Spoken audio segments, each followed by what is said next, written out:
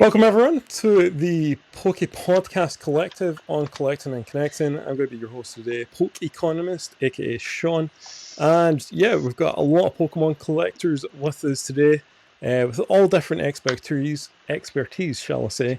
And yeah, it's going to be a great chat. I'm really looking forward to this, guys. We had a lot of fun a couple of weeks ago, so I'm really looking forward to what this one is going to bring us.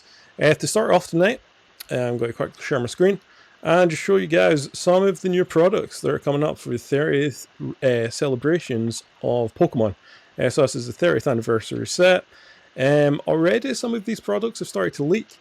They've already been available on eBay in the US, and Pokemon have actually reached out to eBay to ask them to crack down on sales of these products ahead of the approved release date. So first of all, I just wanted to kind of get everyone's thoughts here on the 30th anniversary celebrations. Jonathan, we spoke a little bit last week about how you got into Pokemon, your pathway to Pokemon, 30th anniversary. What are you making of what Pokemon are doing to mark such a massive milestone? Well, it's interesting. I'm sure their PR people are not happy that the first major news is that cards were literally stolen from Pokemon and put on eBay, and we're getting bids. I actually even saw last week people were doing some pack openings online with 30th anniversary. I thought, how is that possible? And where are they getting these packs? And it just makes me sad on behalf of the Pokemon Company. They care so much about the integrity of what they're trying to do, and for there to be a leak, it kind of just like takes a little bit of the energy out of what they're trying to build up. That positive energy, it's the negative energy is disappointment. So I was focusing on that because yes, they had to contact eBay and they're trying desperately to get those cards off the market because obviously there's no supply yet. So those are going to go for artificially high prices, and I'm super excited for it. I mean, I will not be buying every one of those SKUs and spending over $1,000. I will definitely love to buy an ETB. I collect ETBs; they look great, and I'll definitely be going for individual packs. But I'm just excited for this release. I mean, the anniversary is always a big deal, and even though we now know because of the leaks, a lot of the cards that are being leaked, we know that they're really great cards. The designs are awesome. Oh yeah. So it's really exciting, and I just hope that Pokemon knew about this anniversary so long ahead of time that they've printed the shit out of this product so that we all can get our hands on it. Absolutely, and I think what's really nice about this as well is the stagnant release dates. It's not just a one date for absolutely everything. It's over the course of months. I think it starts in only a couple of weeks' time. It's going all the way up to November, and I'm sure well into next year we will get our hands on some of these products. Matt, what do you make of this? If you kind of came across any of these cards online, you had the opportunity to get some. I have not, but I did go to GameStop the other day. I went and bought 4 of those card packs of the starters, and I did get to pre-order 2 because I wanted to get an ETB, and the person behind the desk was like, "Sorry, they're already just sold out. We already got our cap." So I believe I pre-ordered 2 of the 6-pack of booster boxes. So I was like, you know what, I'll take that. It's something to have, for later on. Yeah, absolutely. I'm excited. For sure. Over here as well in the UK, products are still very hard to come by, regardless of what it is, whether it's sets like Pitch Black, whether it's sets like Chaos Rising. Just getting hold of any sealed cards at this point is easier said than done. Taylor, we know you specialise mostly in Japanese cards. Obviously, there will be a Japanese equivalent for a lot of these cards. What do you make of this sort of English release and the way it's kind of came about in the headlines, if you will, around it at this point? I mean, first of all, I didn't appreciate that eBay took down all my listings. So. No, I mean, I think it's awesome. I mean, that was the first time when you just showed the Eevee card that I've actually seen that art, and I love that art. So I'm looking forward to just seeing what all this new stuff that comes out, and I'm obviously gonna have to get one of everything, so that'll be fun. I hope you're saving up. Oh yeah, I'm gonna have to. But I'm excited to see the difference. If there's the English side is gonna have some that aren't released on the Japanese side, and then the Japanese side, same thing. kind of thing. So that'll be cool. And for people who collect English and Japanese, that'll give them even more to collect, which I think is pretty cool. Seeing Absolutely. that. And a lot more overtime required for those people that decide that collecting both English and Japanese is the way forward for them. Max, you're joining us for the first time this week. Welcome aboard. Thanks for having me. Appreciate it. Thanks for being part of it. First of all, what do you sort of make of the news of obviously these leaks ahead of the 30th anniversary celebration set? It's pretty exciting. I mean, inevitably, there's going to be leaks, and it's cool to see kind of some of the upcoming artworks. I really like what they're doing with Evolutions. I feel like that's their bread and butter in terms of all those artworks. And kind of like Taylor, I mainly just do Japanese cards these days, but it's really cool to see the different variations, and of course, like the differences that are going to be between the two. It's going to be cool for the sealed people who like sealed product to collect the variety that they're releasing. It looks like there's more than there was on the 25th. I mean, for the 25th, I don't remember much. All I remember is this pin for the most part, but other than that, there was only like a handful, but I feel like they're really diversifying this time around, where there's a lot more product, which is cool and fun. Yeah, absolutely. I think specifically with the UPCs as well. Let me see if I can get you a quick picture of these things. Where are we? We've got the booster bundles. We've got a Dittle collection. Here we go, the UPCs. So these are going to retail at almost close to about $200, $150 perhaps. I like how they're unique and that there's an Umbreon and an Espeon version. That's cool. Yeah, absolutely. That's really neat. They're really going to town with the artwork of some of these promo cards. It is just over the past few years, Pokemon really have just really upped their game with some of the art. It's incredible. But yeah, this is going to be a really interesting couple of months. I'm hoping that it's going to be a good thing for collectors and people being able to get a hold of them. I've heard rumors of print rates. I don't know how accurate they are, so I don't want to say too much, but it seems like they are printing quite a lot of these products. So hopefully that is a good thing for things to come. And Sean, let's turn the question around to you. What are you most excited about for the 30th anniversary, and what do you think about these the record, the scandal that's broken the news wires? Yeah, I mean, in terms of the leaks as well, it doesn't entirely surprise me, to be honest, because I think it's something that we've almost, unfortunately, came accustomed to. I remember the 25th anniversary as well, when the products released from that, and then the sort of original pictures from a factory of a gold news started coming out, and then sure enough, it was in the set. So I think it's something that's becoming more common. In November, I'm going down to London to a Pokemon concert at the O2 Arena, which will be really cool. So I think Pokemon is part of their 30th anniversary. They're doing these day events, night events, day out and night out. So the concert down in London is part of the night out event. So I'm really hoping that some of these 30th anniversary products will be down there, particularly the UPC. Whether they will or not, who knows. But yeah, no, it's exciting time, and yeah, as long as I can get a hold of some of them, I'll be very happy. That's awesome. Yeah, I saw in Japan they have a stamp rally right now. Oh, wow! You can go and collect different stamps at different stations. So if you travel to all the different stations, you get different stamps. You have a book, and it's all just different starters and all the just cool Pokemon stamps that you could think of. And I think if you collect so many of them, you hand the book in at one of the stations, and you get a bundle of different, I don't know, promo stuff. So I thought that's that was very cool. Though. That's very cool. Japan, does that, but yeah, the concert thing reminded me of that. The a couple of years ago, similar to that, I think it was maybe about 2 years ago now.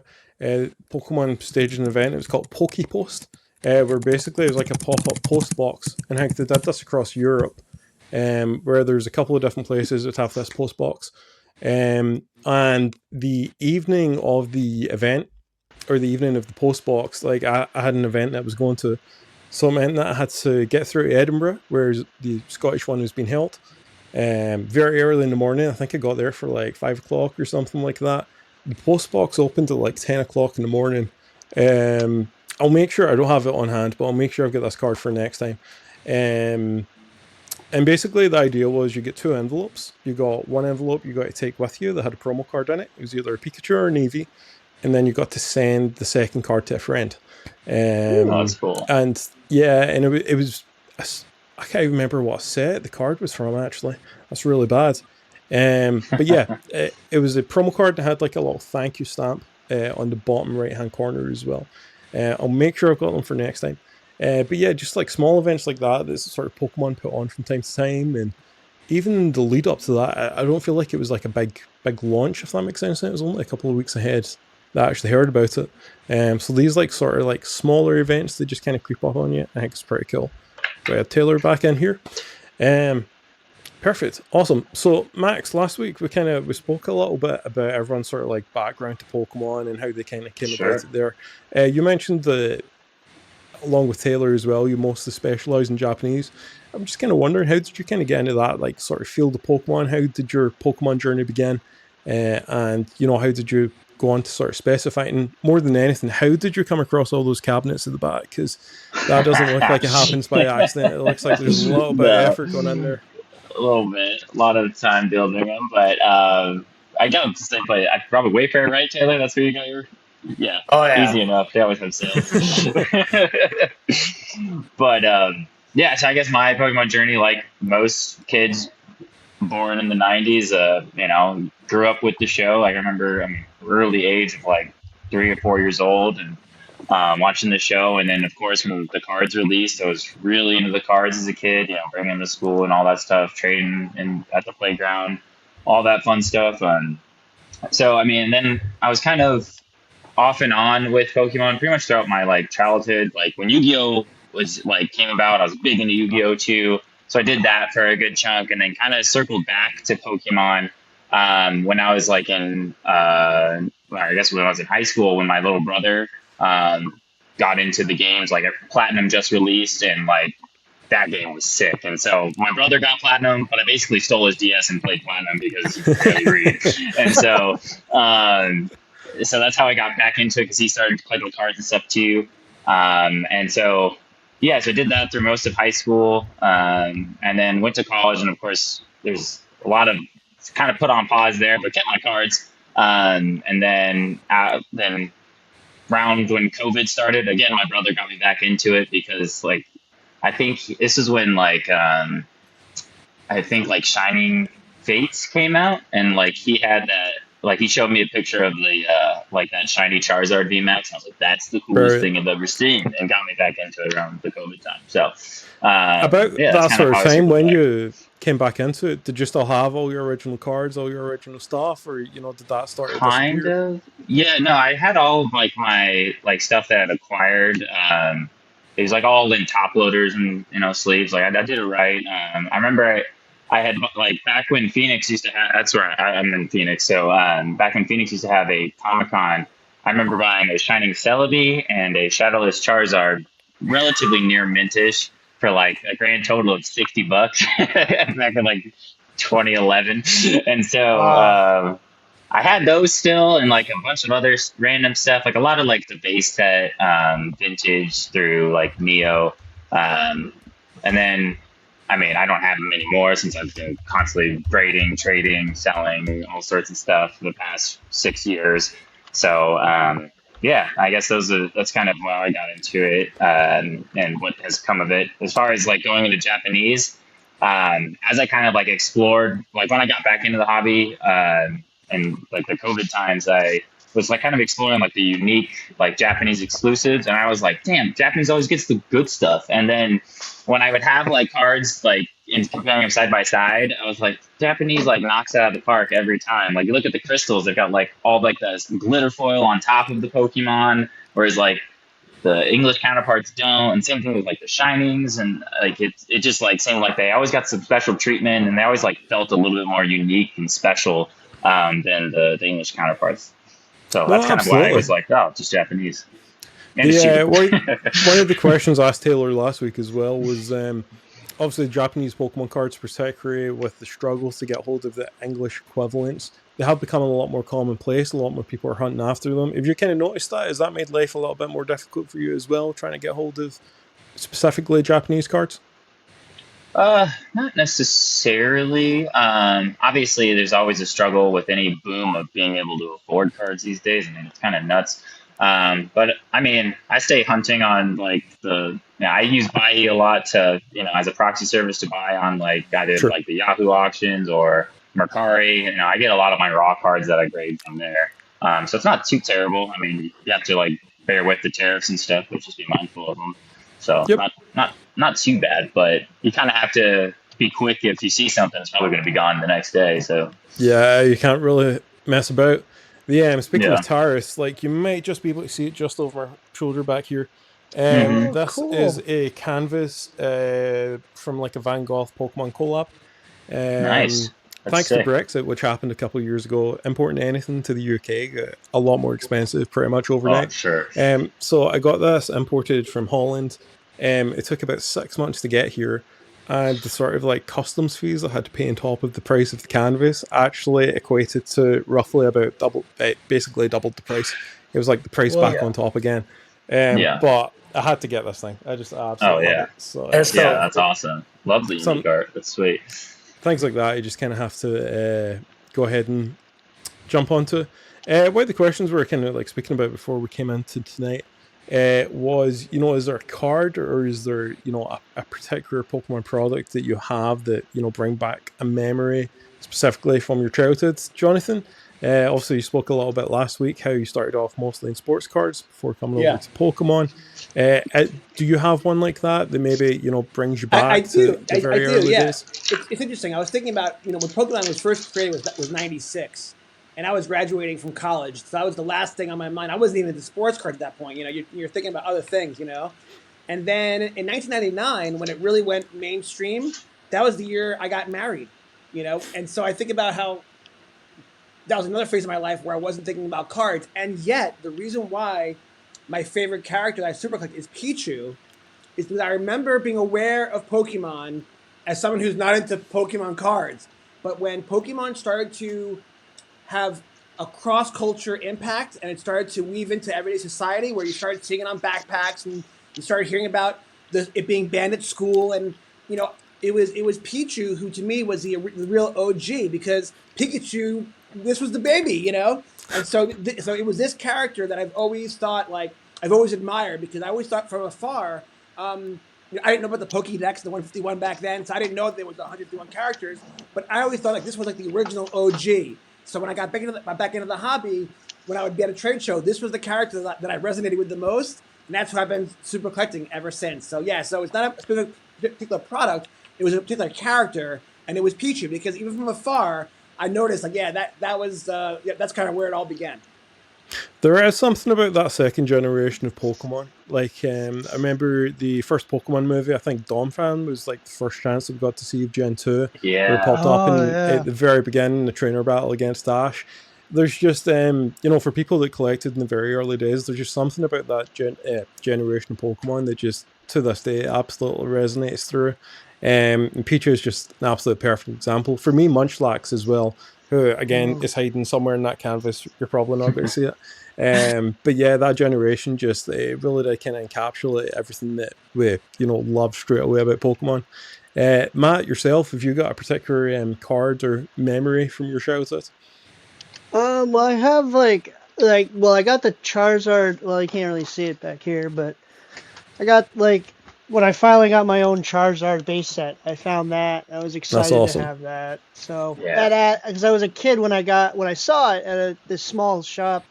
I grew up in a small town as New Paltz, and they had this place called Signs and Hobby. I just remember going in there, seeing the cards up on display, and I saw Charizard. So I'm like, Mom, can I get this? It's popular. And she's like, not for $40, you can't. And back then, $40 was a lot. Like back in '90s, 2000s, it was a lot. Yeah. So it just I eventually, she's like, I'll get you some packs. So I got the packs, and that's when I got myself a Zapdos out of it. And I was excited because I was like, That's oh, this awesome. is really cool. So I got something out of it. And then right now, yeah. So that's the card that got me into really the whole trading card game aspect and everything. So I'm glad that I have it now. It kind of just sits on display and with all my other ones. That's awesome. That's amazing. Thanks. You got Zapdos as well. Like, that's really great. That there's another one in there, and it wasn't just, I don't know, maybe if it was just like a regular sort of rare or something like that, and then it could have went all totally different. But you get hooked in with the Zapdos, and here you are today talking to all of us. Yeah, it's a lot of fun. So, perfect. Yeah. Taylor, come to yourself next. As soon as you have a drink, of course. Particular memory, particular card from your childhood that stands out? I mean, now that we're talking about it, like that movie, seeing Gen 2 come out, it literally, it was like, it went from like being in love with Pokemon to like, it somehow got even crazier. Yeah. I was like, I like it even more now somehow. And like, you know, like Jonathan, I think on the first, maybe it was the first one where they had like the Pikachu and Pichu adventure. Oh, I don't know if you saw that, but yeah, they had like the little short. It was like a little short. Pikachu's Vacation or something? Yeah, Pikachu's that was Vacation. Yeah. That was a super cool one too. I don't know. I'm just thinking about that now. Like, yeah, when Gen 2 came out, and then I remember I think it was like a Nintendo Power magazine, and I would just sit and like trace like Lugia like all day as a kid. I was just like, I wrote like 50 pictures a day of like Lugia, just the same one, just being a kid, like, just like, hey mom, look, the same picture over 50 times. But yeah, I'm just thinking of like Gen 2 now and like how enamored I was. Like with, I mean, I already was with Pokemon, but then when Gen 2 came out, just being like blown away. Oh, absolutely. Obviously, on Switch recently, we did have sort of re-releases of Fire Red and Leaf Green. Heart Gold and Soul Silver. They could be the next ones on the Virtual Console. You never know. I hope so. Yeah, I heard rumors that they were doing Emerald and stuff too next. And yeah. Tell you what, actually, speaking of Emerald, give me 2 seconds, guys. Speaking of that, I actually. So this was a recent pick up off of eBay. Wow, that is cool. Awesome. Is that Lego? Yeah, it's Lego. Oh, yeah, okay. Yeah. Again, like Pokemon just this year started doing a Lego collaboration. It's just, it's off the charts. Does it come with the 2 trainers? Yeah, it's just 1 trainer, in fact. Really? Is it May or Brandon? Neither. It is. I can't remember her name. Is it Zoya? Zinnia. Zinnia. There we go. Boom. Zinnia. Yeah. Oh, that's pretty cool. Yeah, I'm glad they chose her. Yeah, she's sick. All right, Sean, I got to ask. Oh, yeah. What other characters has Lego licensed to make? I need one What too. other characters can you build? Oh wow! So I think the very first set Lego released was quite an expensive one actually. I think it was well over £600 here in the UK, and it was the sort of final evolutions of the starters. Tell you what, whilst we're talking, I'll see if I can bring something up. So that was the Charizard, it was the Venusaur, and it was the Blastoise as well. Yep, that's right. Yeah, I think I remember that. Yes, the 3 Lego one. It was like all 3 of them kind of sitting. I mean, I never see Lego Pokemon in the stores. Is that because it's so popular that? Yeah, I'm gonna jump and rejoin real quick. Can't hear half the people. I'll be right back. No problem. I saw that now they have these special blocks in them, and you can actually battle between each of the Pokemon. Yeah, they interact. That Gengar and like Cubone, that was really cool. Hold on, really? Oh wow, is that? Oh, that is so cool. This is the first time seeing this. I didn't even know. Yeah, that was a thing. Yeah, it's like, so this is very small release in the grand scheme of like what they're looking at. I gotta get the Rayquaza one now that I'm seeing it now. It's on the Lego shop. Darn. Sorry guys, I'll probably cost you an absolute fortune over the course of this podcast this evening. But it's worth it. It's worth it. Worth noting. So some sets, I think there's maybe 2 or 3 sets. The Gengar was one, I believe. The Pikachu was one. Some of them are coming with the smart bricks. But the smart bricks at the moment, I think they've got some in the Star Wars sets as well. But they're not licensed Pokemon sounds, so it's not like a licensed Pikachu cry, it's not a licensed Gengar cry, anything like that. So we are hoping that at some point Lego do manage to get some licenses for Pokemon sounds as well, and get some of the actual Pokemon cries in there. That'd be pretty cool. Yeah, this is awesome, actually. Sorry, guys. Just to branches out to another realm of Pokemon to delve into. Yeah, an expensive one at that as well, because some of these sets aren't cheap, to say that much. I'm having audio issues again. I can't hear. Now I can hear Matt and Taylor, but not you hooking on this. Taylor, can you ask Max to leave and join back in again, please? Yeah, if you want to just exit out and join back in. I don't know. I did it a couple times now, and it seemed to help. Okay. But yeah, I'll do it again. Hopefully, it fixes it. Yeah. The joys, the wonders of modern day technology. I was literally just about to ask Max as well, his sort of like childhood story. But nevertheless, I'm sure he will be back with us very soon. Sort of kind of like on cards, and obviously we're specifically talking about Pokemon here today. But why the cards that I remember getting as a kid? Here's Max, actually. Here we go. Hey, Max, you're back with us? I think we're all set. All good? 1, 2. Perfect. And we've also got Jonathan. We've got a full house again. All right. Yeah, Max, since you're back in time, I'm going to ask you, do you have like a card or a specific memory of a Pokemon that brings you back to your childhood? Yeah, I mean, like Matt was saying, of course, base set Gyarados, or base set Charizard, I gave away my hand. Base set Charizard was like the card, and I always wanted it, but I could only pull a base set Gyarados. So this is actually from my childhood, the Shadowless base set Gyarados. Oh, that's awesome. I actually gave it to a friend. He had me, well, he gave it back to me to grade for him, so we'll see how it does. Probably 6. But yeah, it'll be cool. But yeah, that one for sure is one that I distinctly remember having was basic Gyarados and then a non-hollow Dark Charizard. Those are like the two that were like the most nostalgic for me. But yeah, those are fun. One of the cards you mentioned earlier, actually, was a Shining Charizard. Was that right? That you picked up for less than $60? Oh no, that was a Shadowless Charizard, but yes. Shadowless Charizard. Wow. Max, I think back in like 2016, I think on eBay I bought a Japanese Shining Charizard for, I think it was like $75. Oh yeah. It was like pretty, not like mint, but it was like not bad condition. Yeah, and I just remember having that, like displaying it and stuff, and being like, I spent so much money on this card back then. That's crazy, because obviously like that amount and like today's value of Pokemon cards is, you know, in retrospect, maybe not even a drop in the ocean, unfortunately, in comparison to some of the price of some of these things. Is there a card that maybe you did have the opportunity to buy? I'll start with yourself, Taylor. Such as that, and you maybe just passed up on, or you thought, you know, somewhere down the line I might pick this thing up, and you know, it just kind of like passed by you. Man, I mean, I feel like there's so many.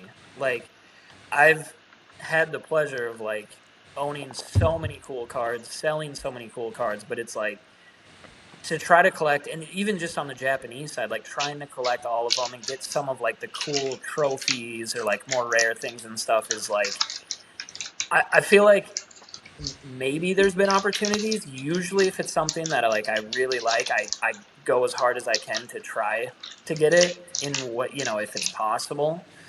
So I don't know. I probably have a massive list that I could go on all day, but I just look at it as an opportunity in the future to somehow get it. I'll find a way to like get all those cards. So. That's a very, very positive way, and I love the gotta catch 'em all spirit is still with you even to this day, 30 years on.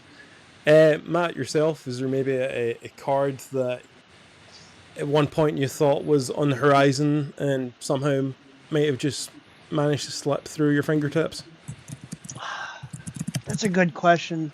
There's like, it always happens when I'm looking for a card and then I see it and I pass on it. And it's usually at card show. I'm like, I'll come back to it later. And then a few years later, the card's way more expensive, so you end up paying a lot more for it. So it's I can't think of one off my hand right now, but definitely there's been those times where I've gone to look at card shows and I'm like, dang, this card's great, but it's so expensive, and then I regret it later for not picking it up, really. So yep, no, absolutely. Yeah. It always seems to be that way. So, I think towards the start of the year,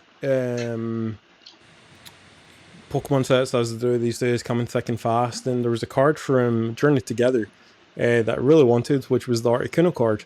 And I kind of thought about it, and the price started to go up a little bit. And at that point, in the grand scheme of things, it wasn't that much. I think it was about £20, just over $20.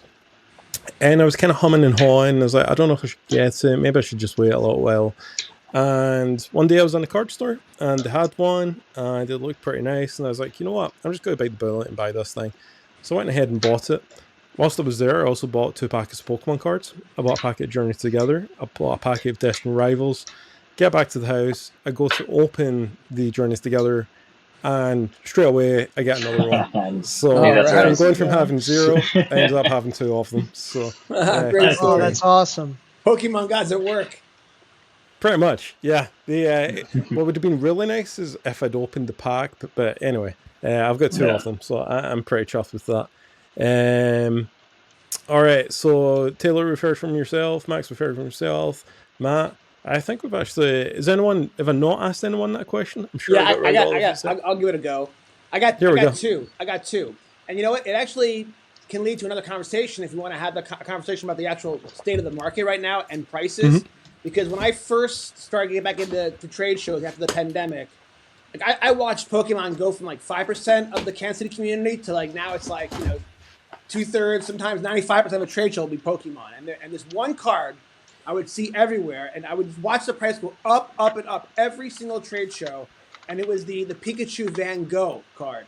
So that was one that I've always been enamored with. I've always wanted it, and I will definitely one day catch them all. But there's another one, which is the Bubble Mew. Now, in the last 6 months, the Bubble Mew card has become like such an obsession, right? People just love this card. And I was just listening on my walk today to Nostalgia Economics, and he was talking about how PSA 10s and a lot of the premier cards have had major corrections in the last six weeks. Some even up to 50%. And just to give you an example, the Bubble Mew, I guess this is raw, has gone from 400 to 300 in the last couple of months.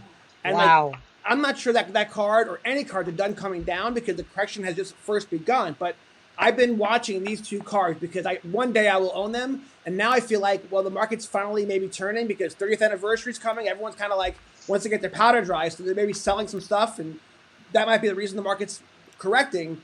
But that's a pretty big move already from 400 to 300. And it could be a $200. When it's a $200 card, I might pick it up, but I'm not going to be racing to do it. I'm in no rush. Let the market come to you, kind of buy low, sell high. But the Pikachu Van Gogh, I can't wait to be on this show one day and show you guys that I finally acquired it. And then the Bubble Mew is just an awesome card. And I didn't want to be FOMO and chase it when everyone else was buying it. But I never forgot how much I love that card. And I'm watching it, and the price is coming down. And so those are my 2: is Pikachu Van Gogh and Bubble Mew. With the Pikachu Van Gogh, how was that distributed in the US? Do you remember, how you could get a hold of that? I think it was through McDonald's, actually. Oh, really? I think it was through McDonald's, but I'm not sure. It's one of those things where it's in very short supply. The pop count of PSA 10 is what it is, and it's just been so coveted. And even though you see a lot of it, it's not in short supply in that regard. But the price is always out of what I'm willing to spend, and it just continued to rise. Because the whole market continued to rise, and I think at some point the market's going to have a correction, and when it does, those are the kind of things that I'll be targeting that I've always wanted in my PC, and sooner or later I'll get my chance, I think. I'm going to see if I can get this up here, the Pikachu Van Gogh card. We were quite fortunate, kind of fortunate over here in the UK, where it was given away as a promo. With, I think originally, we'll go back to the beginning. Originally, I think this was a card that you could only get from the Van Gogh Museum in Amsterdam. That's right. Which is actually how I kind of came about to get the canvas. So originally you had to go over to the museum. You had to do similar to what we were talking about earlier, the stamp rally. And then towards the end of the stamp rally, I think you were given a card. Nevertheless, as always, people managed to get tons of them, and eBay was flooded with them. I think at this point they were going for roughly about £300-400, so it did work out worthwhile for people to actually fly specifically from the UK over there, do the stamp rally, get a couple, and then obviously come back. Not long afterwards, Pokemon announced it in the Pokemon Center UK website, which I think had just recently launched at that point. They were actually going to give them away if you bought any purchase of literally any Van Gogh object. I'm confident I must have one nearby. But anyway, yeah, I managed to pick up some sleeves, managed to pick up a puzzle, just random Van Gogh items like a tote bag. And because I did it in individual orders, I ended up with, I think it was like 4 or 5 promos. But at that point, the promos, like the value just completely slumped. It was nowhere near the original value that it was when people were flying over to get these things. So I'd managed to sell off a couple of them, and that kind of like equated to the initial offload of how much I'd paid to get them in the first place. So to this day, I think I've got one remaining. So it's a very good part of my collection for sure. Nice. Oh. I have a little bit of advice too for, like, you know, if you're priced out of the market and stuff. Mm-hmm. One sec. That reminds me, a friend of mine managed to get one of those Van Gogh Pikachu, sorry, and he went to a local card shop. He's like, I'm not gonna get it. It's $400. The next day, he went back to the card shop and picked it up, and I'm like, you're crazy. I'm like, wow. Yeah, he got it. He was like, I'm surprised it stayed there for the whole day when he didn't leave, you know. But you know what? It's kind of. It was one of those things. I think back then I did a YouTube video just kind of talking about it, and it's just such a unique piece. It really is. Yeah, I did research it. Apparently, the U.S. you could get that Pikachu through an online drops of the Pokemon Center website. So if you ordered X amount of money, they would throw it in there. But people ordered so much stuff, it went out quick. Yeah, they were just tossed in there too, and they got crinkled and cramped. It was nuts. I saw some like videos of that, and I was like, "Oh my gosh, that would have crushed me." Yeah. I remember by the time it went live, like the sort of banner that appears in Pokemon Center website in the UK, most of it was sold out. So like you would click the banner, you go to the items, and it'd all be gone basically. Dang. Yeah. All right. Well, here's what I was gonna say earlier. Like, just buy niche stuff. Yeah. Is that the stickers from like a DS game? Yeah, it's those are sick. Let me show you on the back. Oh wow. But so whenever I'm like priced out of stuff, I just go into the wildest rabbit holes of like what is like cool like niche stuff that I can find, and like look at that mud kit. He's so cute. Yeah, it's so cute. Look at that cute mud kit. But that is awesome. That's like, it doesn't work for everybody, but it's like my advice for like if you're like worried or whatever, you're like, oh, I feel bummed out, I can't afford anything. Like, go find some like random cool stuff that's cheap and still brings you like joy, because stuff like that's good advice. Thanks. Yeah, like stuff like that is what just keeps me going, because I'll be mad about like, oh, maybe I'll never get this card because it's so expensive, but then I'm just like, but who cares? I got these cool stickers. I got little mud kit stickers. Your posts are always like next level with like the really unique like Pokemon items, especially Japanese ones I've just never seen before. And I'm like, oh, that's sweet. That's like, especially in those magazines, some of your I forget, are they like postcards or like one of those trainers mags? Like, I forget, you posted one a long time ago of like the Split Earth booster pack like artwork. It's like that's cool. Those are really cool. Thanks, man. Yeah, that was like a promotional one, actually. I think it was like a 2002 promotional like Japanese trainer mag. Yeah. And it came with like info of like kind of like the products at the time. I don't have it on me right now. I'd have to like go dig it out, but I'll have to have it for another podcast and show you guys, because it's like phenomenal so cool. artwork. And it's just beautiful. Oh yeah, when I saw that too, I was like, this is the coolest thing ever. That's my favorite pack artwork of all time. That and like the Mysterious Mountain ones, I'm almost like, oh, those are perfection to me. So good. Question for you, Taylor. Did you manage to get your hands on a Rayquaza that was a promo card for the opening, I think it was, of the Pokemon Center in the Sky Tower in Japan? Oh, is that the one with like the cracked ice hollow? I think so. Where he's got like a blast coming out of his mouth? That's the one. Yes, I have had that. I've graded a few. I don't have it anymore, but that is one that I want to get again, because the cracked ice hollow is crazy. Yeah, it's super cool.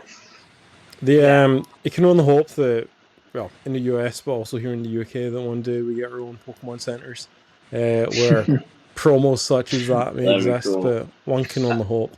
That Specifically for me, I quite like a Pikachu with the Scotland flag in the back of it, but I'm sure our neighbours in England would have a lot to say of that before we ever get one up here. That'd be cool. One of the topics that I kind of wanted to talk about tonight, if it's okay with you guys, is what is the most obscure or random Pokemon item you may have in your collection? Jonathan, you're nodding your head. I'm hoping you've got something I'm good ready. for us. I actually have it on display. I'll explain what it is. Sometimes the weirdest things will find you, and then you're so glad you have it. Yeah, this is actually a pocketbook, I believe. So I think you can open it up. And, a pocketbook? You can put some fun stuff in there. Maybe you can, like, I don't know, go to a Poke Fest and... Oh, those are cool. That is pretty That is awesome. But basically, I got this. I was at a card show, and like I said, like I it's wild. I've watched the card show community in Kansas City transform from, like, a typical card show that's supposed to be sports. From 5% to sometimes up to 90% is Pokemon, and the Pokemon community is really about fun, right? And so when you go, it's like a carnival, okay? And so everyone's got spinning wheels and boosts and ways to win surprise stuff and whatever. And I'm always a sucker for the spin a wheel. So I actually I was at a point where I just started to, like, film stuff for social media, for TikTok and whatever. And so it was a cheap thrill. I paid like $5 whatever. I spun this wheel, and then I won the big prize, and I was able to pick from this giant group of stuffed animals. And I figured, I'm gonna pick this cool Pikachu. And now he's one of my favorite things, and it stays with me in my display now. So this is my most obscure awesome. Pikachu thing. I think it's a pocketbook, and I'm sure when I become a grandpa and I get a granddaughter, let's not go. Gifts for my future granddaughter for sure. What is the sort of like logos and the sort of like on the what you call it? Band. Yes, the band around the actual bag. Is that got like a Pokemon logo on it, or is it? Oh wow! Oh, that's nice. Yeah, that's really cool. It's got Eevee, it's got Pikachu, Psyduck. It's pretty sweet. Yeah, that's got awesome. those three. Yeah, so one day it's gonna make an awesome gift, but for now it's fun eye candy. I love collecting stuff and decorating my office for the good vibes. And as you know, I spent the last 2 years working on a book called The Pokemon Gods Are Real, which is now in pre-sale, by the way. And so, like, I just my office used to be mostly sports. But in the last couple of years, I've really, gotten into non-sports cards, including V-Friends and Pokemon. And so now there's a lot more yellow in my office because I love Pikachu. And when I get free, when I win free stuff, it goes on the shelf.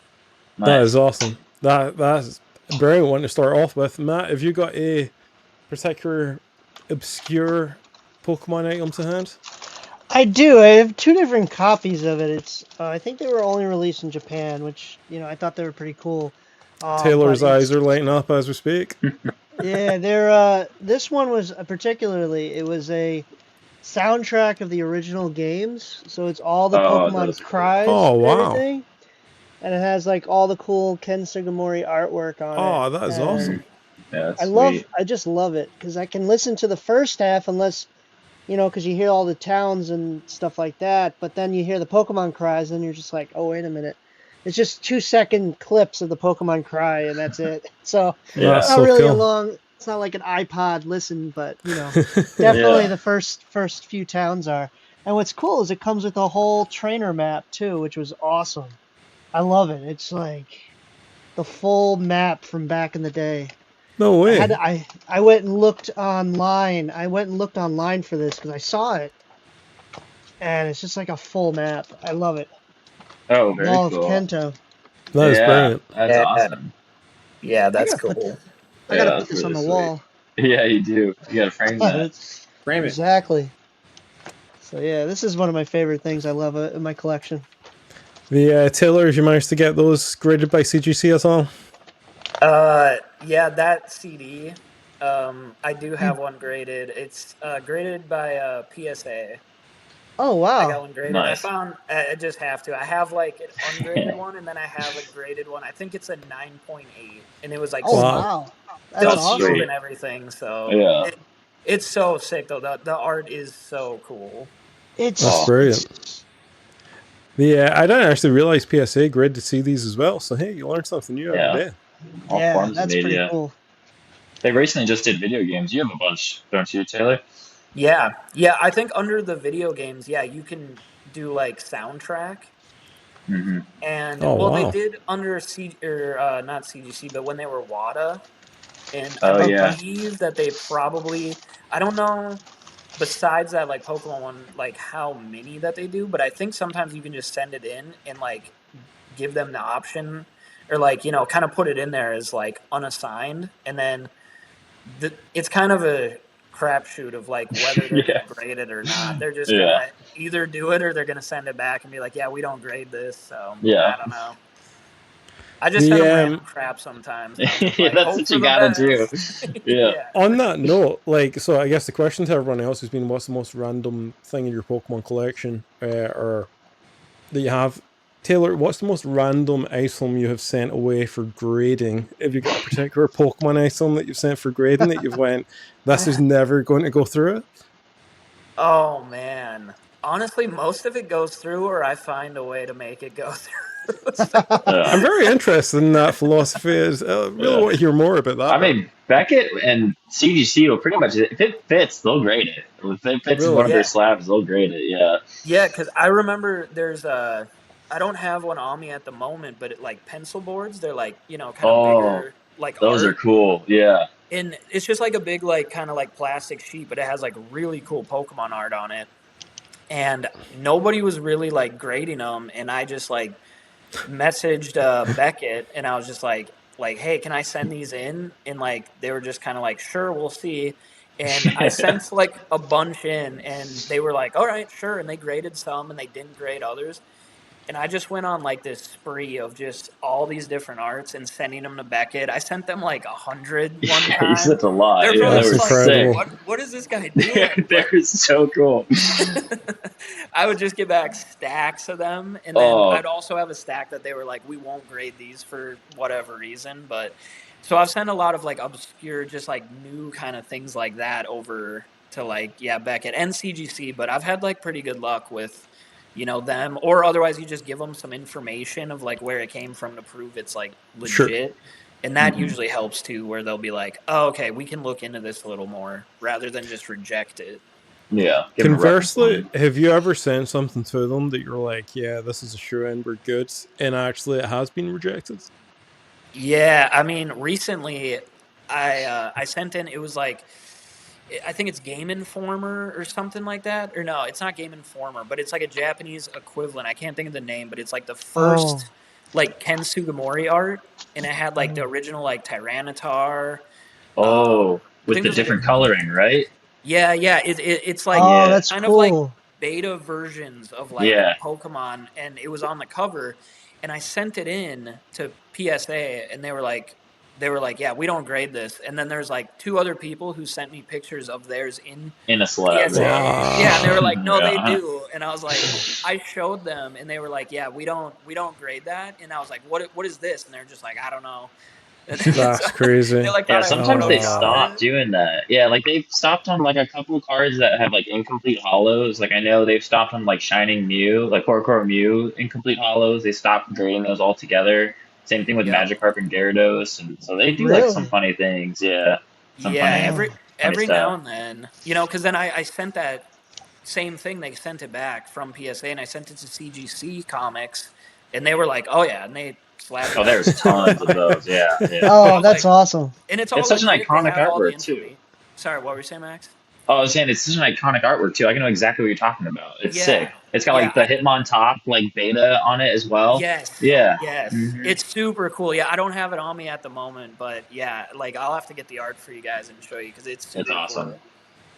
That is brilliant. Max, over to you. If you've got a particular random item with Pokemon, you've got to have something in that cabinet we're not expecting. I've got like this rich Charmander. Oh, that's awesome. Yeah, my buddy gave this to me a long time ago. Oh yeah, you're bigger, Taylor. You're bigger.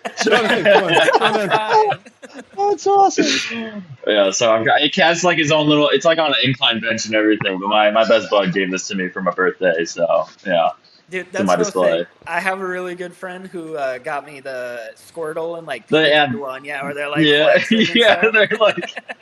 they're hitting Yeah. all the man. Arnold poses. It's sick. Yeah, So are they're those awesome. like actually legit Pokemon, or No. is it like a third party It's product? definitely not I was like, licensed. Yeah. that's a real. I did not see the Pokemon company ever No. going down, and one that No must have way shut is it down officially super quick. licensed.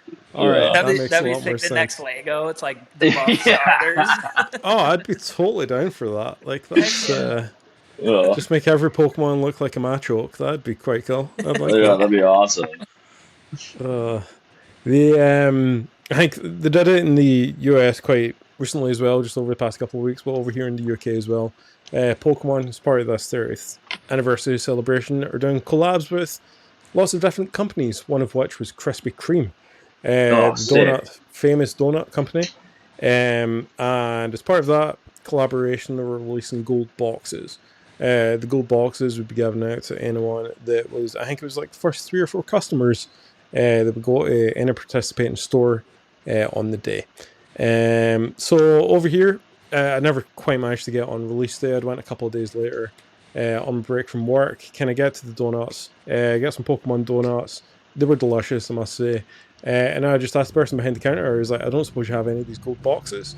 And they were like, well, myself and the person they were working with had actually been on holiday for the past like 4 days previous from when these things got in, so they didn't actually realize they had to give them away. So This would be cool. it meant that not only did I get a gold box, a Krispy Kreme Pokemon gold box, That's cool. there's also no donuts in it, so it's nice and clean. Nice. So awesome. It's even better. I'm gonna go check out Um, Krispy Kreme now. Right. I mean this with all sincerity, this is genuinely, out of all the Pokemon things I've ever collected in my life, You this gotta is by frame that. far. That's cool. Yeah, that's That awesome. is really You know what, cool. Taylor? I Love might it. have to take you up on that. Actually, that's a good idea. Hey, you'll beat me for most obscure thing trying to get graded if you said that. I think that's cool though. My worry is like how on earth I'll get it over the States in like a reasonable condition. But Right. yeah. Yeah, plain white envelope should probably do the trick, you know. Just throw it in there. A lot of tape. I was going to say, Taylor, I'm going to be coming for you for tips. You've done this time and time again, so Heck you know yeah. the ins and outs of it. Yeah, no, fantastic. I got a So- question to throw around. We've talked about grading tonight, and and PSA and CGC. I'm curious for Max and Taylor, who do a lot of grading. How has the backlog impacted you, and has it changed your views on how you want to grade in the future? For example, I know that PSA have had a premium in the marketplace. Some graders will only grade with PSA, but do you think that PSA's problems in the market lately have tarnished their brand? And are companies like CGC or TAG gonna step up to the plate and kind of gain market share? Are you gonna start creating cards with TAG and CGC, or are you gonna stay loyal to PSA and just wait for their backlog? So what are your thoughts about that topic in general for both of you?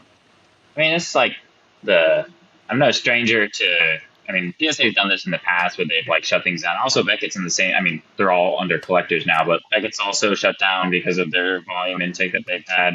I don't necessarily think it'll hurt like the loyalty of the people that exclusively grade with PSA. They'll just wait till the cheaper tiers open back up. I'm sitting on quite a few to send over there, but I also send to Beckett a lot, and I plan on sending a lot of mangas to CGC when they open up their manga grading. Should be soon here.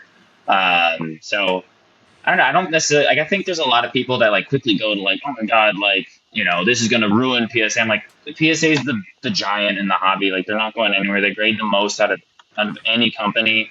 They're certainly not going to go away. Maybe they'll have other people that choose to send to other competitors, and that's totally fine. I think that's healthy for the market. I think people should be taking advantage of that during this situation and kind of diversify. And I honestly of the batch, the CGC slabs are super clean. I love the look of the pristines, especially. I mean, they look awesome.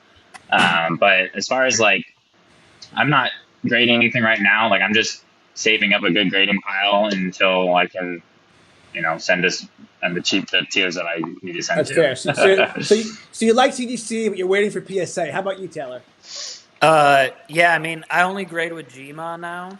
So I'm just kidding. They're like a lesser known. No hate to them. I haven't used them personally, but so it's like Max said. It's like we've seen this over and over. I think with the companies, especially PSA, like they get super backlogged. And honestly, the first time they did is why I think it was 2020. I started Yeah, it grading was. then I started grading with CGC because I was like, well, it's my only option. Yeah, I did Beckett. So yeah, Yeah, same deal. Yeah. yeah, and I did Beckett like a little after that too. So I've been grading with all three of them, regularly since 2020. And I mean, honestly, I think it just comes down to preference too. I mean, there's so much that goes into like, if you only want it for the high end market or like to maintain value or there's so much stuff because it's like even like the CGC slab compared to the Beckett slab compared to the PSA. Even for some people, it's just the way it looks, the way it feels, the way it displays the card, the label. There's a lot that goes into it. And so, yeah, I don't think like PSA being backed up, if you're a hardcore PSA collector, is going to keep people from, waiting it out or maybe even sending out a super high tier. I don't know. If people have money, they're probably like, yeah, 150 Yeah, they a don't card. care. Yeah, I don't, who cares? But the value tier is like the one that I generally I always like. do that So, one. yeah, so anything like above that, I do have a hard time unless it's like a very valuable card. But I think it comes down to like if you want like your set's uniform as well. So it's like, oh, I have all the rest of the cards from this set in PSA.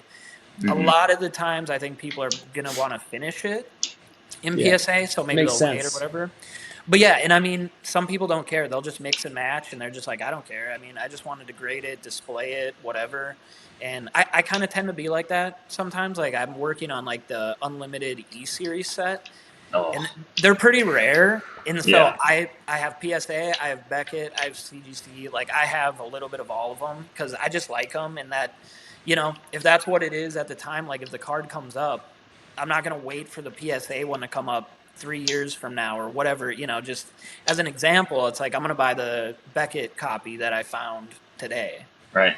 Yeah. Yeah. How on that sort of note, how are you finding the standards as like a crossover from like obviously like a Black Label Beckett is like up there with one of the best, but particularly with like CGC or Tag and PSA, if you were to get like a PSA 10, a CGC 10, a Tag 10 side by sides, is there like any sort of trade-offs? Is there maybe things that particular companies are more harsher on, whether it's centering or corners or a little bit of whitening?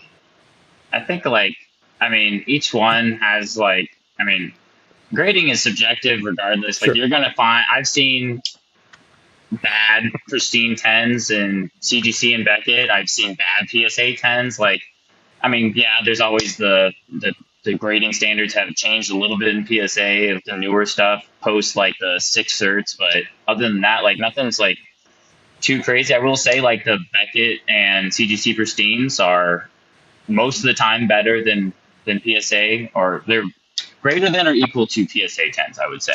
And I will die on the hill that Beckett 10s deserve a premium, as I have one right here that Taylor used to own, this guy. So yeah, that's nice. my favorite card in my collection. So dude, I'm so happy that you have that, Max, because I opened that from a web pack. No way. And you graded it? I bought the web pack. Okay, now I can't ever get rid of this thing. Yeah, I opened it and then I graded it. Whoa, okay. That makes this so much more special to me now. Like, wow, that is so sick. Cool. Yeah, I'm glad. That was one that like, it was, if I remember right, it was like something came up in my life and I was like, holy crap, I'm going to have to sell this. It was a little bit of a financial thing. Yeah. And I didn't want to, but like I knew I just missed it. But like the fact that you have it, it just like, I'm just like so happy. It doesn't even like matter anymore. I'm like, dude, I'm glad I sold it now because you got it. Thank God. Oh my God. I didn't even know the backstory behind it because I knew you had it at one point because I saw it on, I even saw like Clayford had reposted and I was like, that's my cert and my copy. And he's like, oh, I got this from Taylor. And like, I was like, oh, no way. And I didn't realize you were the one that graded it. So that makes you really happy. I graded 2, like a Web Dark Art and a Dark Blastoise in a Beckett Pristine 10, and and they're in with West now. He's a big Beckett guy, Oh, so he has nice. them. So, but I always was like, oh damn, I never should have gotten rid of those. But that's why I got this one in a trade, like what 8-9 months ago. So, but yeah, that makes me super duper stoked, man. That's so sick. I didn't Heck even yeah, man. realize it. That's super cool. Yeah, Yeah, it was awesome. yeah, it's such How a do cool card. you guys find the sort of value aspect as well of like crossover from it? Is obviously Beckett 10, Black Label, I'm assuming is going to be worth a little bit more than the PSA 10, is that correct? And then how does that transfer over as well to like a tag or a CGC as well? Does the market respond better to a specific rigging company, or is it all just about equal? I mean, yeah, I haven't used Tag. I guess I can't. I don't really like follow them. They look cool, but I just haven't sent anything in or really followed the market. I will say, I mean, obviously Black Labels, those are just insane value. And I mean, I think like Max was saying though, it's like subjective. I mean, I have seen Black Labels where it's definitely not 10 centering, but Yeah, 100%. generally like the pristine 10 or like the BGS 10 up to the Black Label is like a very clean card. I mean, they are hard to hit. And every now and then I feel like they let one in that shouldn't have been, but it's Yeah. like pretty rare compared to like PSA like 10s where sometimes you can go back Sure. and you'll see like so much whitening. You're like, there's no way. Like Yeah. they knew the person who sent this in. They're like, Yeah. they had a friend who was like, nah, that's a 10. All right. Yeah. But sometimes I I guess think they just get rattled around and they whiten it themselves. I mean, some of those old cases, I think that's what's happened. Hey guys, yeah, I unfortunately have to drop my my wife's we're expecting, so, and she's Oh, craving some ice congrats. cream right now. Thank you, Congratulations. but I gotta run. But I'll catch you guys on the next one. So thanks for having me. I Thanks for appreciate joining us, it. Max. Pleasure. Yeah, good God meeting bless. y'all. All right.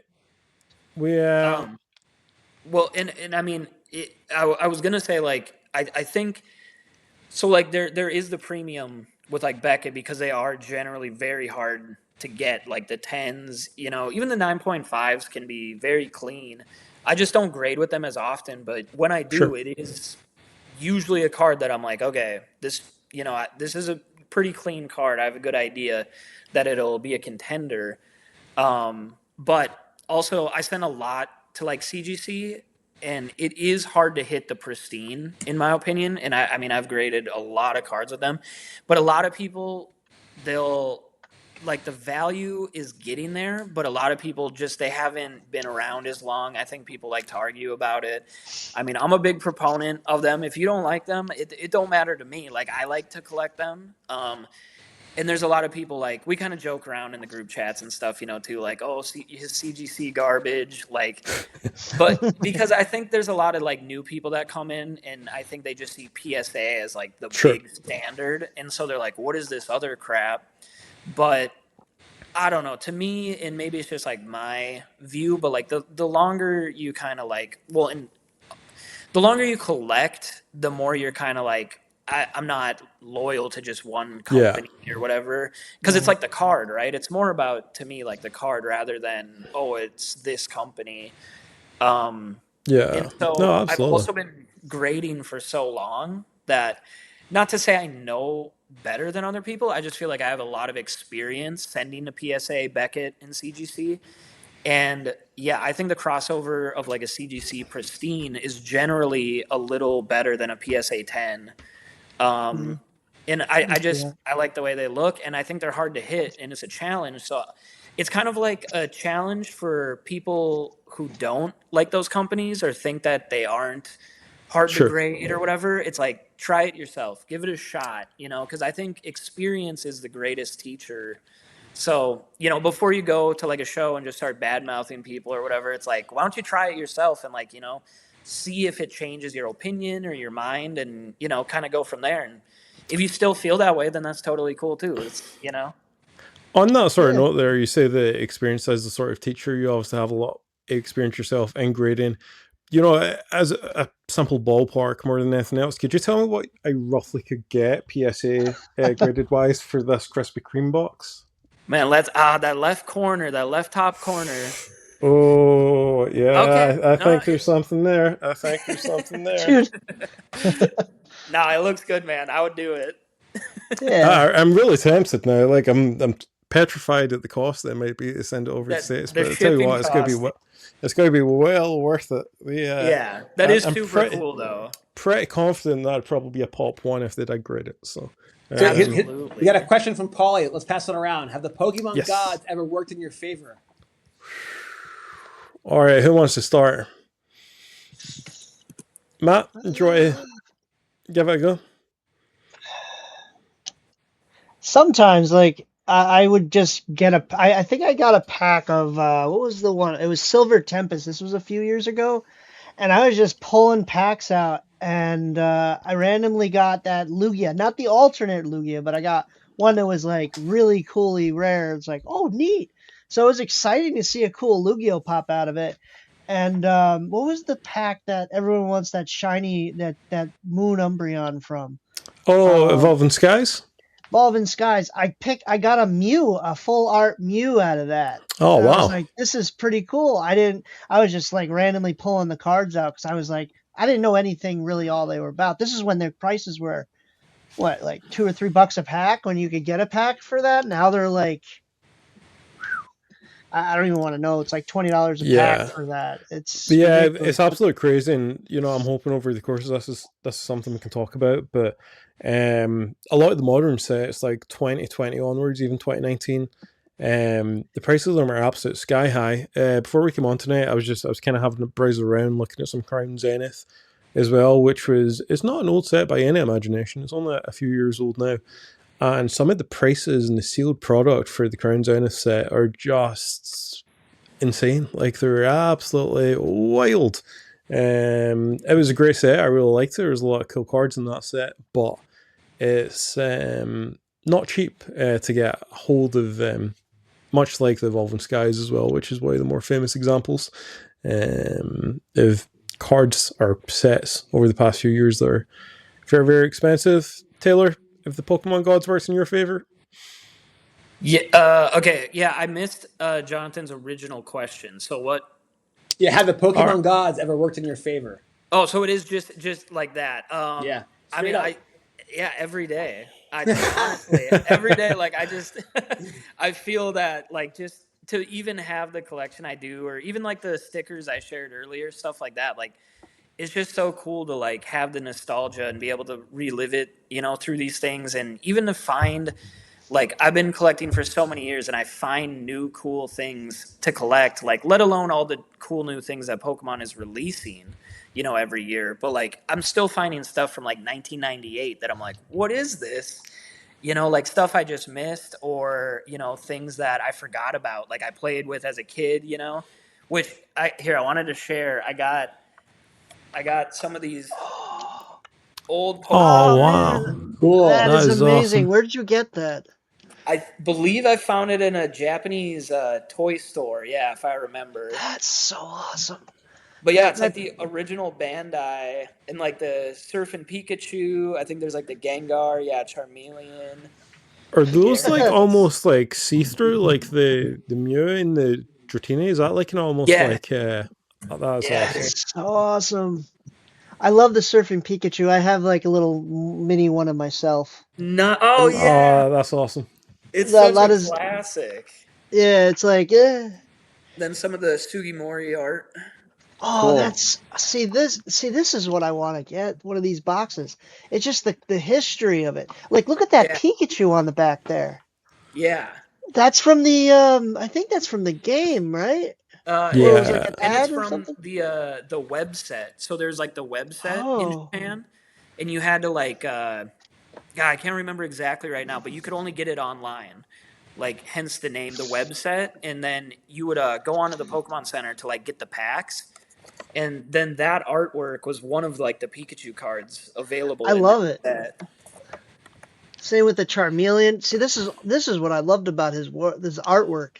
Yeah, is just going back, because I have the old guidebooks and everything. I think one guidebook is falling apart. But what's great about it? Oh yeah, I still have it. It's right here. Oh, Like I nice. have my old guidebook from the No game, and it way. just Yes. Oh, has that's like awesome. all the old artwork that's in it. It's like falling apart. My dad had to laminate the front of that, and it just like even has the old stickers, the Pokedex inside. I Yes. as a kid, I was actually pretty smart because they have all the stickers with the Nintendo Power. I just didn't take them Brilliant. off Nice. because I just like kept it. And speaking of these things right now, I heard the news that Pokemon Bank is getting shut down. So Of Oh. course. yeah, so it's gonna officially cut the ties between the DS and the original games all the way up to the Switch. So what I've been trying to do is preserve my Pokemon from my old yellow version, and my father's. My dad passed away a few about 2021, and he used to play. So what I've been trying to do is bring my games into my modded 3DS and then put them in the bank and then eventually bring them in there so I can always hold on to them forever and just Oh, throw them that's out there and play incredible. with them. Yeah, it's a way to like keep his keep what he played. He didn't have many, but he had like some of my old Pokemon I traded with him, and it's just something to, that's what I love about it, like just bringing back all those memories of that. So that's one That is thing. honestly, That's that's the first beautiful. time I've ever What that heard is of anything like beautiful. that. It is That absolutely is, beautiful. yeah. The Yeah. and like it's like a passing of the torch to like a new generation, and I can only hope that one day, I might be there as well, where some of these Pokemon that we have in our games or whatever that you can pass on to another generation. And I'm sure by that point there are probably about 10,000 Pokemon as opposed to the 1,000, just over the Oh yeah, 1,000, which is it's also a long still way away from baffling. Gen 2, which was about 250, as we were speaking about earlier. So, I, yeah, I do it's love it. Like when you go out, you see so many kids wearing like Pokemon shirts and like, yeah, I just Yeah. love seeing that. It's like younger generations still love it. Like I know the series is like always going. I haven't caught up on all the like brand new ones, but I see on Netflix they have like the brand new series with the new characters, and it's super cool. And like whenever I have like extra bulk, I might have said this Mhm. before, but it's like I'll give them to my wife because she works and like she works with kids, and she'll give them like that's the awesome. like cards to the Oh, that's kids, and so they're always sweet. like and they love it. They're like super pumped. So I'll just I'm trying to get them into Japanese cards too. So, Nice. but Oh, yeah, it's it's like sweet. it's just cool to like get younger generations involved and like yeah, it's just something that I think is super cool to see that like they can have that, and when they grow up, hopefully it's the same where they're just like, all right, let's find all this stuff from like when I was young and stuff like that. This is one of the questions I actually wanted to ask you guys. We'll start with yourself, Jonathan. Obviously, we're at 30th anniversary. Over the past, well over 5 years now, we've seen a complete upturn in Pokemon. We've had a massive boom. The likes of Logan Paul obviously got involved. That's had a massive Yeah. swing. I think at the moment the market is potentially a little bit of a dip. Correct me if I'm wrong. Some of the prices coming slightly down on some of the cards. Where do you think we go from here? Where can this go to in terms of like generations to come? Like Taylor was saying, there getting young kids involved, being able to pass the torch, so to speak, onto like the next generation whenever the time comes. You know, is that where you see this going? Do you, in your opinion, do you think Pokemon will be able to sustain the uptake that it's had in recent years? Right. So I kind of see how it's bifurcated. There's collectors and there's investors, Sure. and there's a place for both of them. In fact, you need them both in many ways. They kind of feed off each other, but they're going to have different experiences going forward, possibly. Okay, because the investors have had an amazing bull market. No matter what you bought 6 months ago, a year ago, 2 years ago, it's worth more today. Okay. So investors are having a lot of fun. Now the collectors, I think, will always have fun no matter what, because when the prices go up and down, it's irrelevant to them. These are PC things or cards you're using to play the game. It's irrelevant what the prices are doing. In 2028, a factory is opening up in North Carolina for Pokemon. They're going to print so much product, it's going to blow your minds. And the supply demand imbalance right now is wacky. You watch Rudy, Rudy Investments, and he sits there with these pallets behind him. But there's millions of people just like him with pallets of Ascended Heroes and Prismatic Evolution and Destined Rivals, okay? And now you have the biggest print that Pokemon has done in a generation, 30th anniversary. So I think for collectors, it's the best time ever because prices are coming down. The cards that you wanted to chase, like the Pikachu Van Gogh and Bubble Mew, will now become affordable. And there'll be more product, more SKUs, more different types of ways to enjoy the hobby than ever before. And as you mentioned, the new releases are going to keep coming out for some time. So the hobby, the collector, the hobbyist, it's the best time ever. It's going to get even better than that, and it's just going to be like a golden age for Pokemon collectors. Pokemon investors better watch out because we've seen the market now turn, and 30th anniversary is still a month away. Okay, and we saw when they did a reprint of Destined Rivals, it crushed the market. 3 months ago, they reprinted Prismatic Evolution. It crushed that market, right? Oh, it's so beautiful. And the last 3 releases, okay, have not been successful. So yeah, Pitch Pat Plaque, they're going for MSRP already.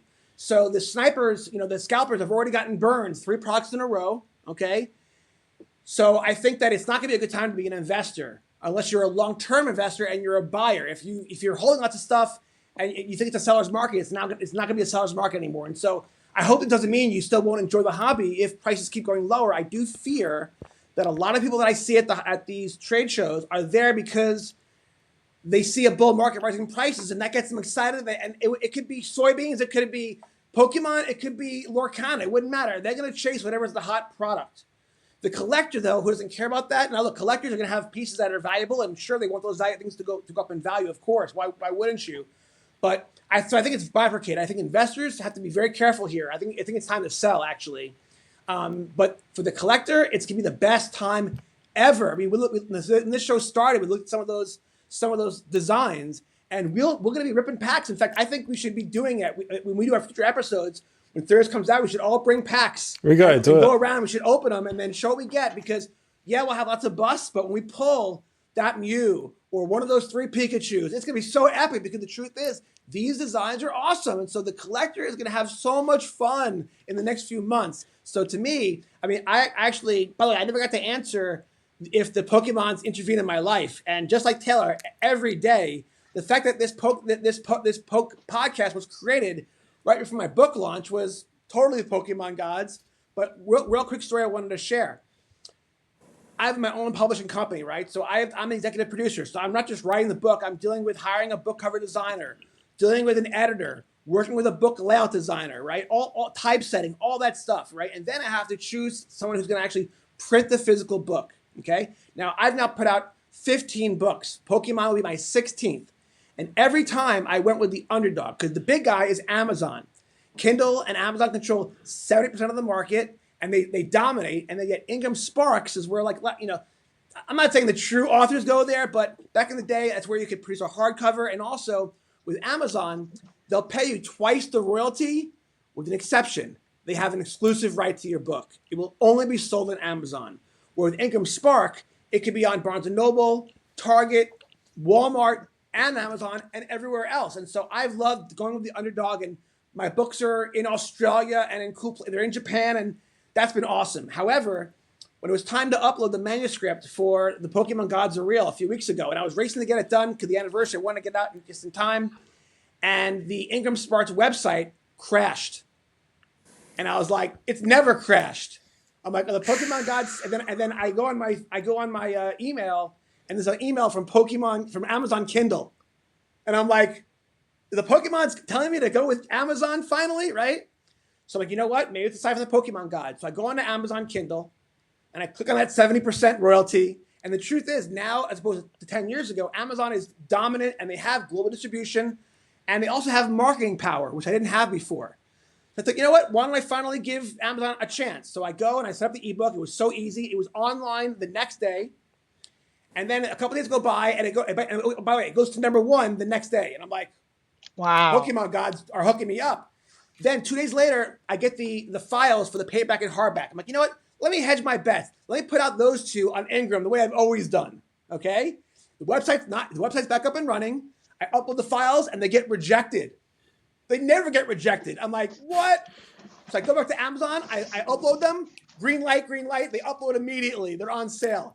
And I'm like, the Pokemon gods are real. And then finally, here's how you know the Pokemons were leading me the right way.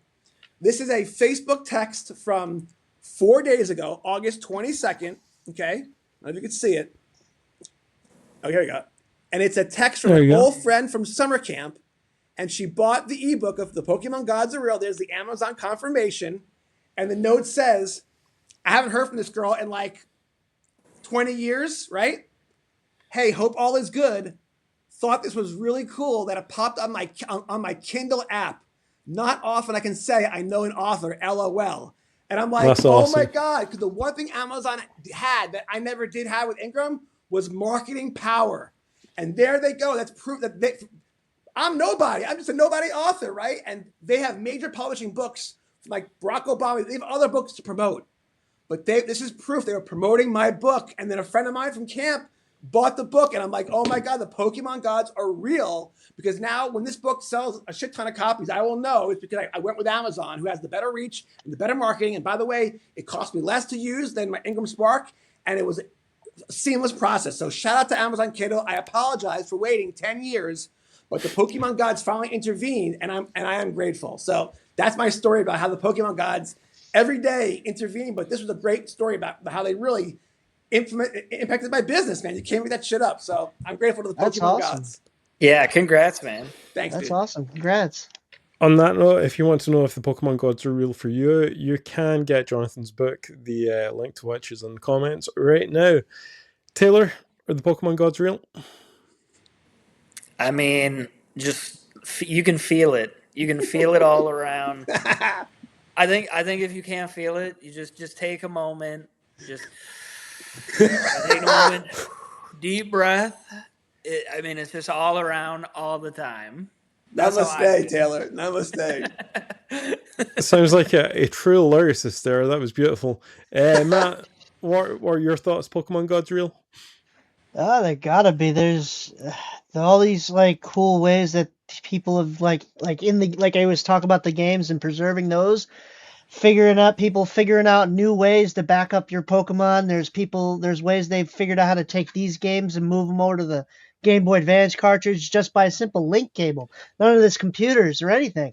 It's just amazing how much people have loved this thing and will develop something better than what Pokemon has themselves, even though it might get banned after a while, but they still have the passion to keep making something new and improving upon it. And that's probably the next thing I'm going to try to do the transfer to the Game Boy Advance one now. I don't know, I'm having a little trouble with the save backups, but I'll figure it out.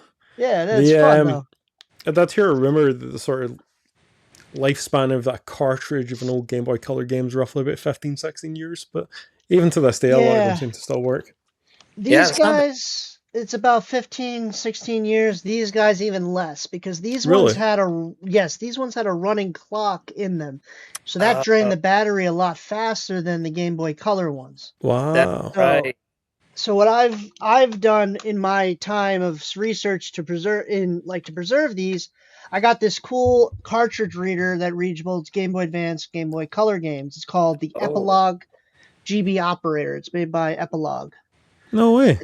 It's an awesome product. It plugs into the USB-C on the back of your computer. It has a software that's awesome.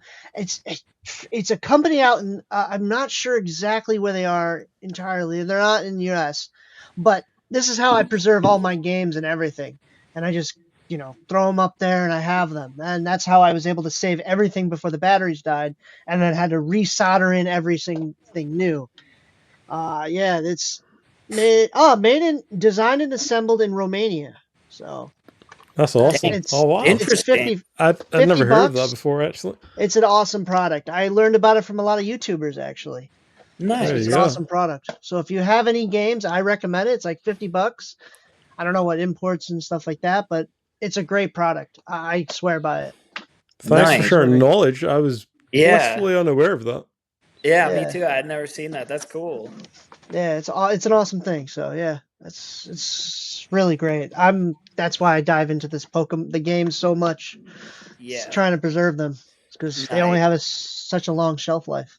Absolutely. The in a very personal note, like there's days where I wake up and the first thing if I go on Instagram or if I go on social media or it's TikTok or whatever, and when your feed is just video after video or picture after picture of like people posting their trading cards, whether it's graded, whether it's raw, whether it's people standing outside shops queuing up, um a lot of the time I just think this is surreal. Like, it sounds bizarre, but I actually have to pinch myself and go, is this actually happening? Like, is this the stage we're at now where this has become so commonplace and so popular that it's just taken over to a certain extent? In particular, like if I go into work and I speak to colleagues, and I can't tell you the amount of times where, words kind of got out within my workplace now that obviously I'm into Pokemon. And people will just come up to me out of the blue one day and go, "Oh yeah, like my child's getting into Pokemon, whether it's son or daughter, and they're wondering where to start out and how you kind of go about collecting things like that." And it's just the most bizarre feeling, to be honest with you.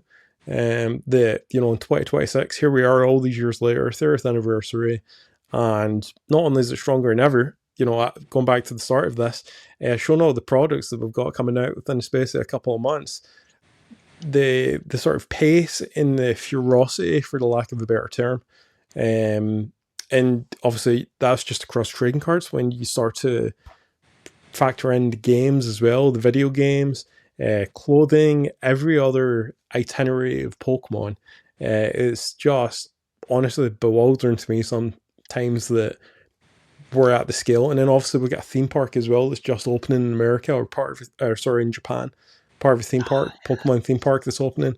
I'm sure that's on most of our, if not all of our bucket list for some point. Oh yeah. Maybe one day we could do a podcast episode from that very theme park. That'd be pretty cool, right? Yes. That'd be a lot of fun.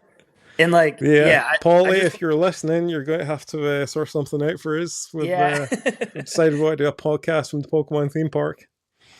But man, I want to say, like with the Pokemon gods and stuff, it really is surreal. And like, I'm just so thankful. Like, not only, like meeting you guys, like if I wasn't in Pokemon, it's like I wouldn't have the opportunity to like share all these cool memories and items. And like, you guys do the same. And yeah, just like the community, the friends that I've made, the people who have supported me and like my business and my collection. I'm just so thankful every day. And like, I'm a big proponent of like, if you follow your passion and like what you really enjoy, like life will just keep giving you like more positive reinforcement. And that's like the Pokemon gods in action right there. Like the more you chase it, the more you get that positive interaction and just like feedback. And that's the Pokemon gods just being like, keep going because we aren't going anywhere. 100%. Yeah. Well said. Beautiful. Yeah. Absolutely. You know what? I don't think we could sum up this episode in a better way. Over here in Scotland, it is approaching 25 minutes to 4 in the morning. So if it's okay with you guys, I love Pokemon. Pokemon's great, but I also love sleep. So I might get a couple hours sleep before heading into work tomorrow.